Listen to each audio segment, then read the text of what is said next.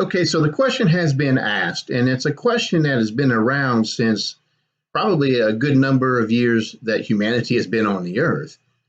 Where did God come from? Or who created God? Or did something make God? Or did he pop out of somewhere? What's the source of his origins, basically, is what's being asked. This has been asked through the ages, and of course, you all in the youth group have asked that question, and I'm going to go in and chime on it, hopefully in a manner to bring a better understanding to what you're asking. First off, it's good that you are asking these questions. It's nothing wrong in wanting to understand something. So do know that it is wonderful that you did ask that. And it's good to have dialogue about these deep spiritual things. So let's get to the point. First off, what's being done here when that question is asked, and I know you don't really think of it at the time, but it's sort of creating a false category, if you will, a categorical fallacy, where you're making comparisons with things that are not of an equal comparison. So, for example, I could ask you, what does the color red taste like? And you're going to be like, well, you can't taste the color red. You can taste a red apple, you can taste a red tomato, but because they're red doesn't give them their taste. They're a fruit. So you can't taste the color red. It's not in the category that makes it tasteable. But if you still want to taste something, then I could say, well, which one's the better fruit, the steak or the pork chop? Now, you might prefer a steak or pork chop over the other, but in the end, you can't say which one is the better fruit. Why? They're not in the same category. It's a false comparison. You can't make something be a fruit when it's not a fruit. This is sort of how we have to approach the idea of where God came from. Because the thing is that idea is something we ask of what we call finite things. And God is what we call infinite. Finite has a beginning and it decays and then it disappears, whereas infinite continues forever and it did not have a beginning. And since the question is, where did God come from, or what is his origins, there are none. And that puts him into a category that's all by himself. Another word that we use for God is creator. Creator is the one who makes things. In fact, it's comparable to the word creature. Now, creature, of course, has taken on a grotesque meaning of something deformed and scary, a beast-like image, probably because of creature feature from horror films, and that just rhymed very well and stuck since then. A creature's not a monster in the original sense of the word. It was used in the original sense in regards to the word creator. The creator, what he makes, those things are the creature. So you and I are technically creatures, but God himself is not a creature because he is not created. He is the creator. So everything that is made and is finite is a creature. It's created by him. But since he is not created, he is therefore known as the creator. You can break it down even further and say that you have that which is created and that which is not created. You and I are created.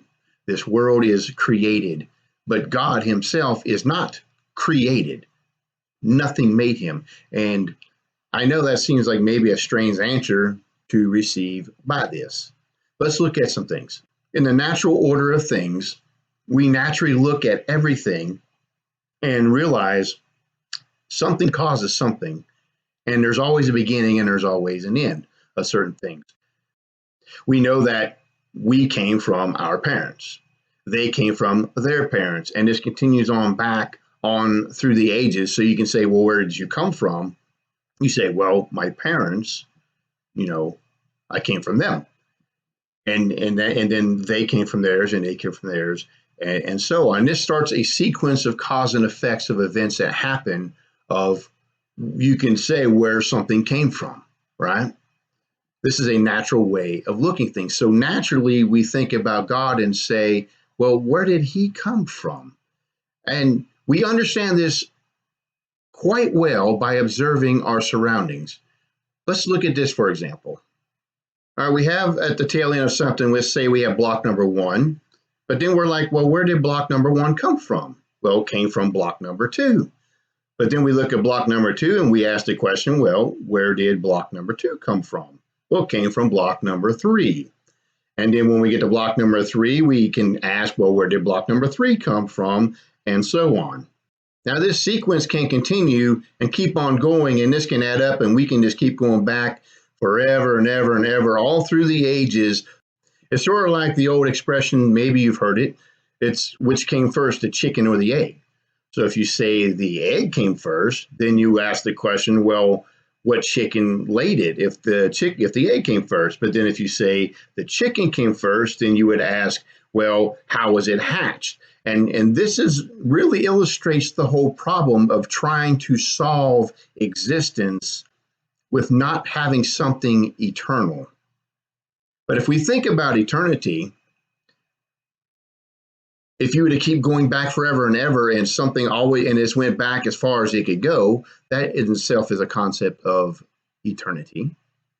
But if you also think about it, in mathematics, you have this idea of eternity. If you used to take 1/3 and make it a decimal, so you would divide 3 into 1, you would get what? 0.33333, and it would just keep on going. How long? For an eternity. Forever and ever, without end, right? In fact, we would write it 0.3, and you put a line over top to signify threes forever and ever, and there's no end to them. So this concept of eternity exists in a number of ways. The question is, though, do we look at eternity as in there's an eternal existence of natural things that can be traced back through eternity, or do we come to a point where we have what's called an uncaused cause that sets everything else into motion? Now, if we think about the idea of natural things going back for an eternity and there's no beginning and no end, we see we have difficulty with that because if things decay and die, they usually have a beginning. And if they have a beginning, something had to have started it in the process. There had to have been a starting point from when everything else originated. And you still get to ask that question, well, where did that come from? Like with the chicken and the egg. So saying that things have just existed for an eternity is kind of difficult. In fact, that used to be the common mindset amongst the scientific community, especially the ones that wanted to reject the notion of there being a creator, because in their mind, they would say, and they would advocate this, that the universe has always existed. It's eternal, therefore you don't need an eternal being to account for it. It simply has always existed.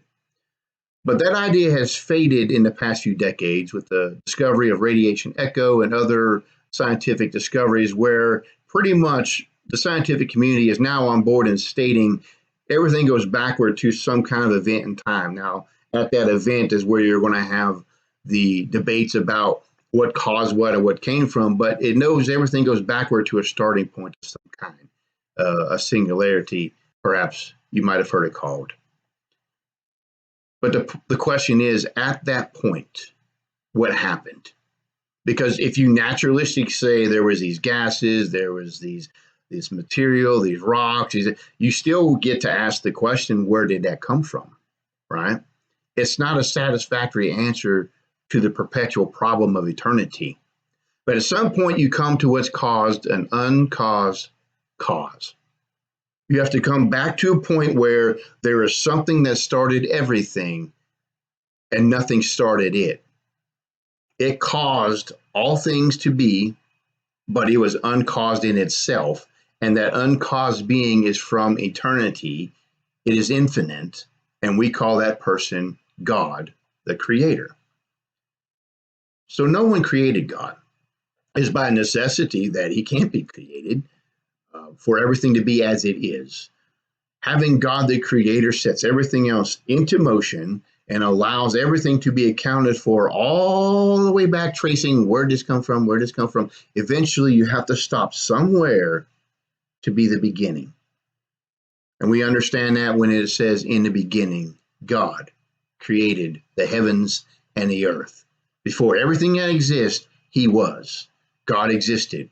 He is eternal. Therefore, nothing created him, nothing gave birth to him. He didn't form out of anything. He simply has always existed from eternity. And I know that blows our minds, pretty much like the Trinity may do. But in essence, that's who God is. That is the linchpin of everything that is.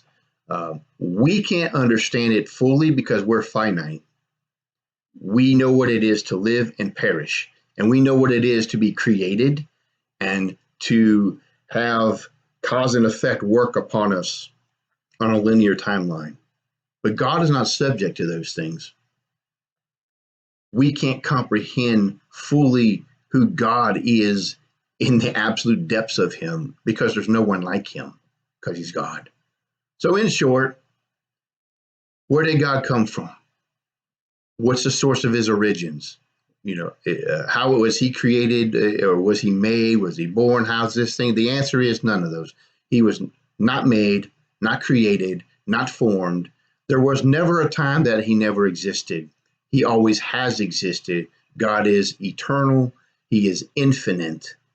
And from him springs everything that we see that is finite.